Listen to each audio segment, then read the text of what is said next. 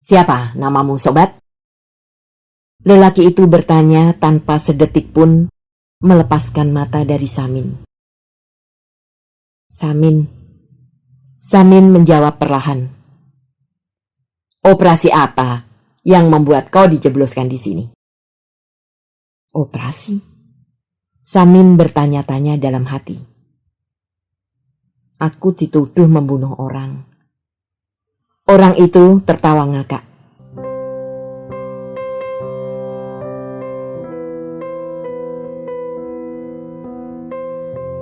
Debu dan Mutiara, karya Tuti Nonka, narator Hanifah Abu Marzuki.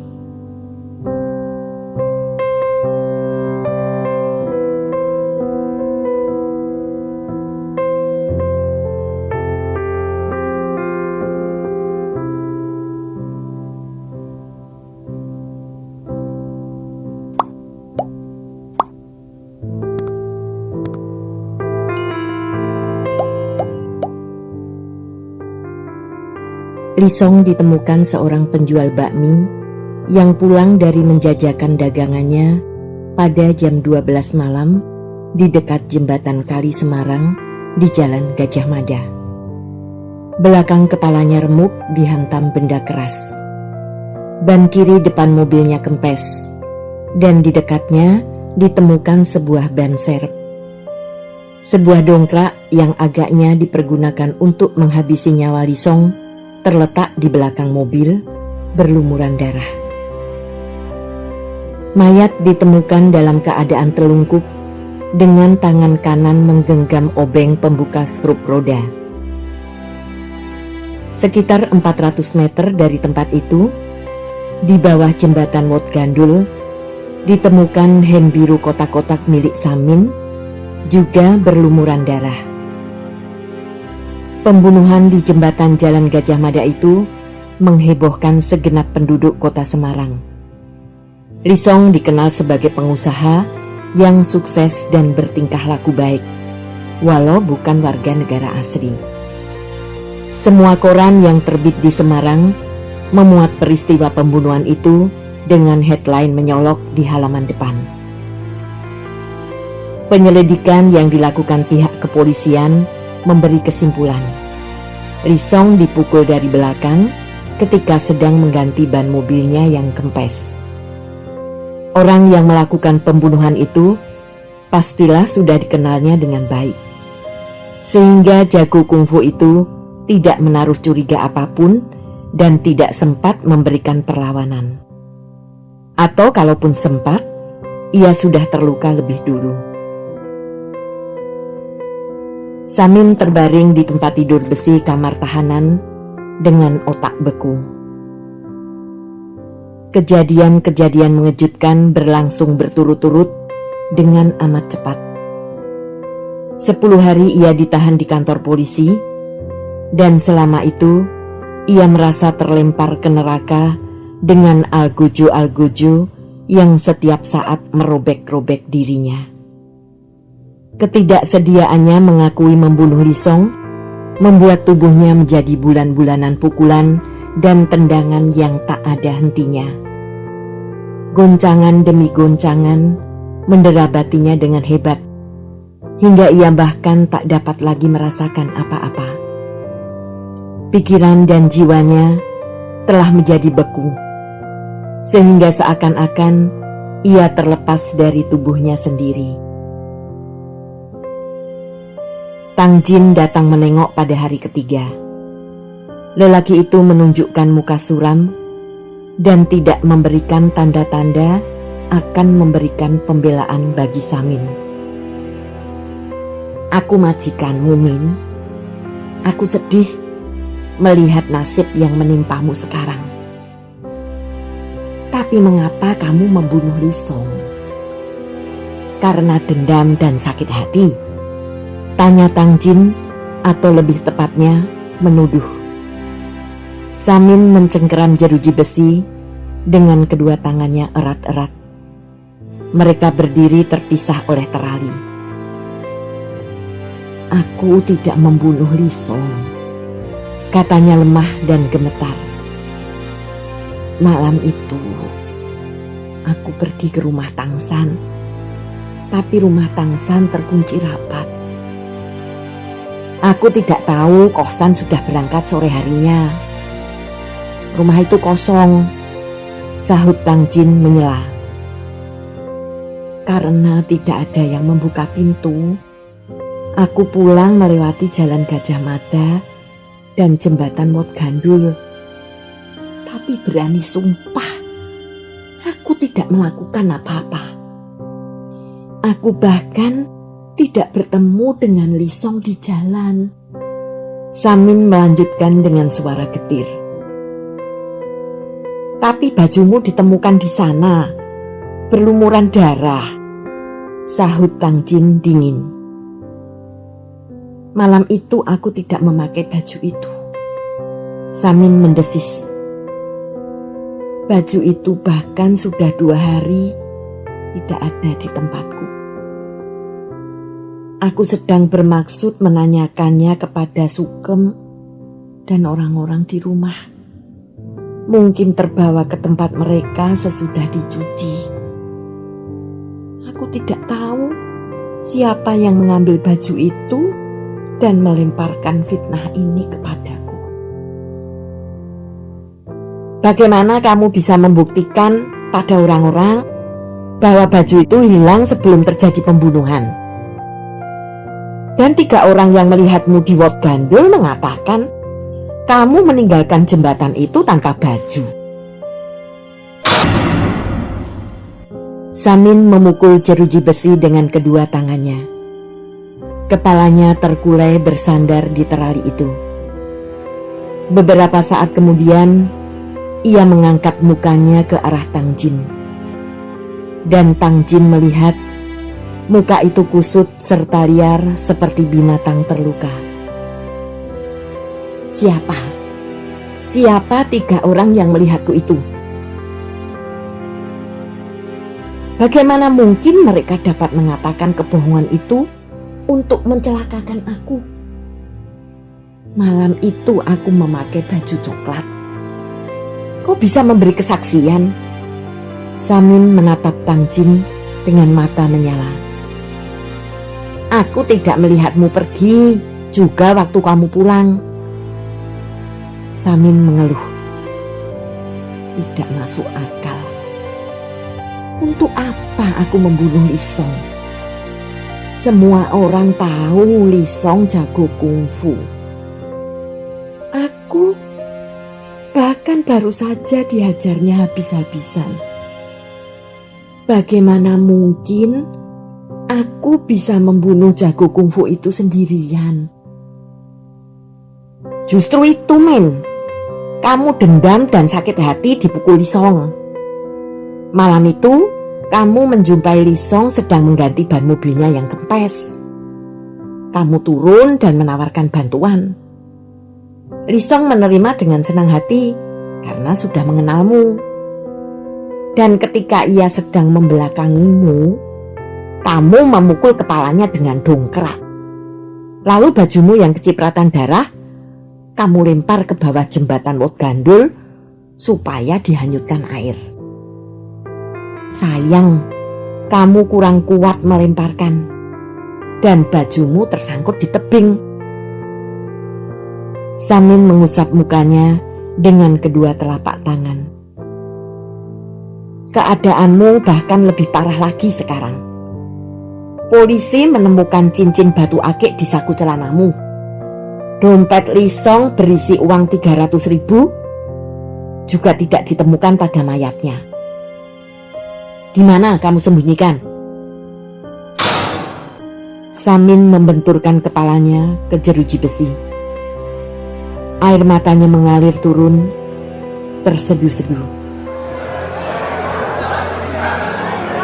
Gedung pengadilan negeri di Jalan Siliwangi meluap oleh pengunjung yang ingin mengikuti jalannya proses pengadilan yang memutus perkara pembunuhan Lisong. Samin diajukan ke muka hakim sebagai tertuduh tunggal dengan didampingi seorang pembela yang ditunjuk oleh pengadilan. Percakapan dengan Tang Jin telah membuat semangat Samin luluh lantak. Ia tahu tidak mungkin bisa melepaskan diri dari tuduhan. Kesadaran itu membuatnya menjadi pasrah, menyerah kepada nasib buruk yang sekali lagi menerkamnya. Pikiran dan perasaannya telah hampa dan mati, tak lagi mempedulikan sesuatu pun yang akan menimpa dirinya.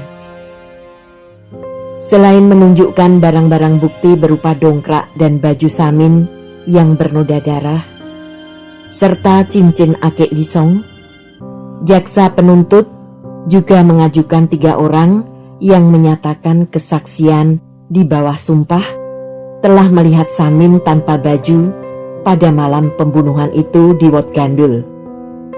Tang Jin dan beberapa pegawainya memberikan kesaksian pada peristiwa pemukulan oleh Lisong terhadap Samin beberapa hari sebelum terjadi pembunuhan. Sidang berlangsung beberapa kali. Pembela yang ditunjuk pengadilan untuk membela Samin hampir-hampir tak dapat berbuat apa-apa karena kuatnya bukti-bukti yang diajukan jaksa penuntut umum. Pada sidang keempat, Dewan Hakim memutuskan hukuman 7 tahun penjara atas tuntutan jaksa yang 9 tahun. Pengunjung yang memenuhi gedung pengadilan sampai ke halaman bersorak-sorai seakan hendak meruntuhkan langit. Bagaimana, saudara tertuduh? Saudara menerima hukuman ini atau hendak naik banding ke pengadilan tinggi? Hakim ketua bertanya kepada Samin setelah selesai membacakan hasil keputusan majelis hakim. Samin tak mendengar apa-apa, tidak melihat apa-apa. Kesadarannya telah terbang jauh, melewati batas wadak, ruang, dan waktu. Baru setelah hakim ketua mengulangi pertanyaannya 2 kali, ia mengangkat muka dan menjawab lirih. Saya menerima. Hakim mengetukkan palu 3 kali ke meja. Pengunjung berdiri dan bubar dengan suara hiruk pikuk. Wartawan-wartawan merubung Samin dan berulang-ulang membidikkan kameranya. Lalu 2 orang petugas kepolisian memegang lengan Samin dan membawanya pergi dari ruang pengadilan, langsung ke penjara Melaten. Penjara Melaten, Maret 1972.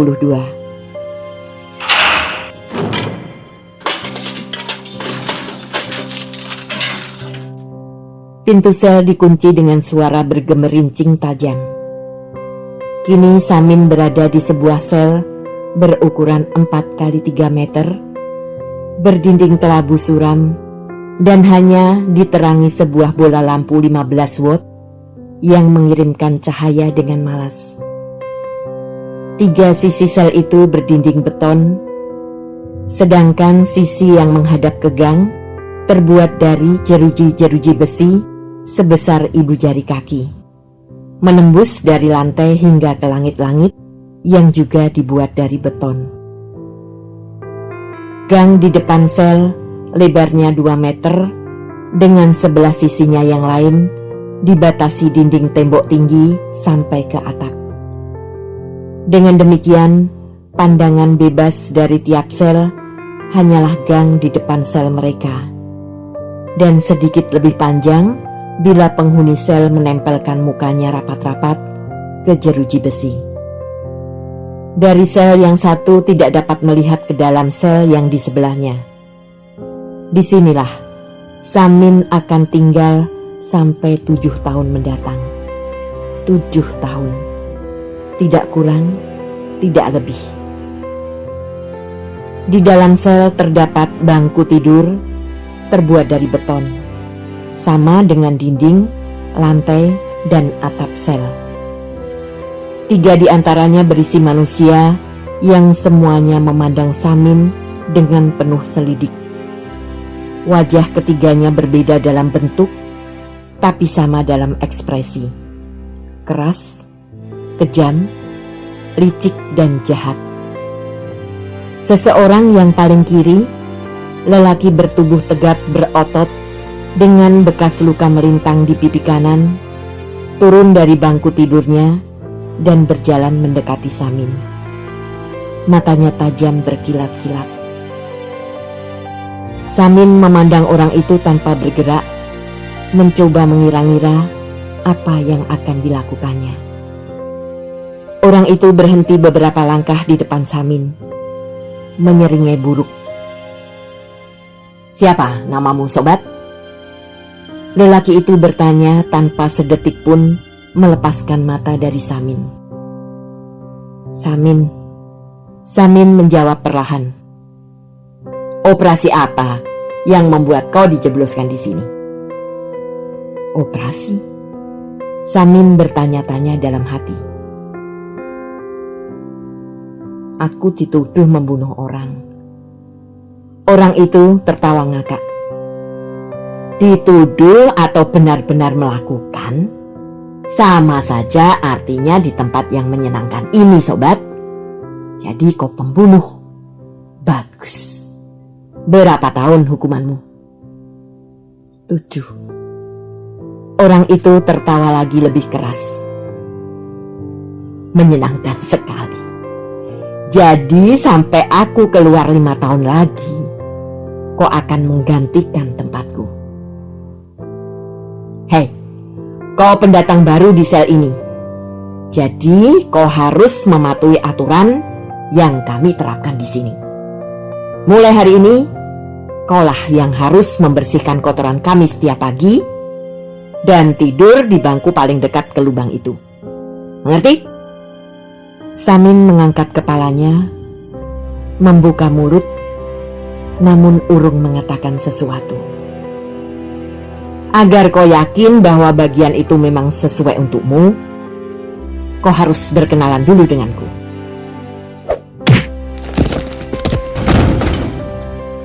Begitu selesai mengucapkan kata-katanya, orang itu melayangkan tinjunya ke muka Samin. Samin yang belum pulih kekuatannya setelah dihajar habis-habisan di tahanan polisi, terhempas ke belakang, membentur jeruji besi dengan bunyi keras. Orang itu maju mendekati Samin yang masih terduduk di lantai, mengangkat kerah baju seragam napinya, dan meninju rahang Samin sekali lagi. Kini Samin tertelungkup di lantai, tak bergerak-gerak. "Nah, kau lihat sobat, kalau kau mau mencoba menolak aturan ini, aku tak akan kehabisan tenaga untuk memberi bentuk baru pada wajahmu." Ancam orang itu menyelesaikan kalimatnya dan pergi kembali ke bangku tidur betonnya. Dua orang yang lain, yang semenjak tadi hanya duduk menonton, kini menarik napas lega dan berbaring kembali. Lama kemudian, ketika suasana sudah menjadi sepi, Samin merayap bangun dan tertatih-tatih pergi ke satu-satunya bangku tidur yang masih kosong. Dan segera pula ia tahu apa yang dimaksud oleh orang yang memukulnya. Bangku itu terletak paling ujung, dekat lubang tempat membuang kotoran. Malam sudah datang. Lubang itu telah banyak diisi. Bau busuk menyeruak ke hidung, membuat Samin hampir-hampir memuntahkan isi perutnya. Dengan susah payah oleh tubuhnya yang terasa remuk, Samin melepaskan baju seragam birunya dan memakai untuk menutup hidung dari bau yang menyengat itu. Ia membaringkan diri di bangku beton yang keras dan dingin, mencoba melepaskan segenap penderitaan yang disandang oleh tubuhnya. Ini untuk 7 tahun, pikirnya dengan hati keluh. Ya, siapa tahu Setelah 7 tahun, bau itu akan menjadi harum bagi hidungnya. Dan bangku beton itu akan menjadi hangat bagi tubuhnya. Bukankah segala sesuatu berjalan baik karena kebiasaan? Malam semakin larut dan sunyi. Tidak terdengar bunyi apa-apa selain suara sepatu penjaga yang sesekali berpatroli. Tetapi itu sangat jarang. Waktu lebih banyak dikuasai oleh kesunyian yang lantun dan muram. Lalu Samin melihat orang yang memukulnya, yang bangku tidurnya bersebelahan dengan dirinya, turun dan melangkah ke tempat ia berbaring. Samin memejamkan mata, membayangkan pukulan yang sebentar lagi bakal mendera tubuhnya kembali. Ia sadar, ia tak akan mampu melawan, bahkan sekalipun orang itu hendak membunuhnya. Orang itu sudah sampai di sisi bangku Samin. Dapat didengar oleh Samin deru napas yang berat dan sesak. Tetapi pukulan yang ditunggu-tunggu Samin tak datang juga. Bahkan kemudian orang itu membalikkan tubuhnya hingga tengkurap di atas bangku dan dengan gerak kasar merenggutkan celananya. Samin terperanjat bukan kepalang. Ia berusaha melawan, tetapi lelaki berotot itu telah menimpa tubuhnya hingga ia tak dapat bergerak. Samin merasa tubuhnya digilas dan dibajak seperti sawah. Dengan sangat terguncang, disadarinya apa yang dilakukan laki-laki itu terhadap dirinya. Kejijikan yang sungguh tak pernah terbayangkan olehnya, justru dilakukan oleh sesama lelaki. Selesai melampiaskan keinginannya, lelaki itu kembali ke bangkunya. Dua orang yang lain acuh tak acuh saja, seolah-olah tidak melihat apa-apa. Samin masih tinggal tertelungkup di bangkunya, lemas dan terguncang oleh kekejian yang baru saja dilakukan terhadap tubuhnya. Sodom dan Gomora. Itulah yang terjadi di sel-sel penjara pada malam hari. Kebejatan moral dan kebusukan nafsu merajalela di antara orang-orang hukuman yang telah terlepas dari tatanan masyarakat itu. Rasa tertekan oleh hidup dalam kungkungan 4 dinding tebal dan tiadanya kesempatan bertemu wanita menyebabkan naluri normal kemanusiaan mereka porak-poranda.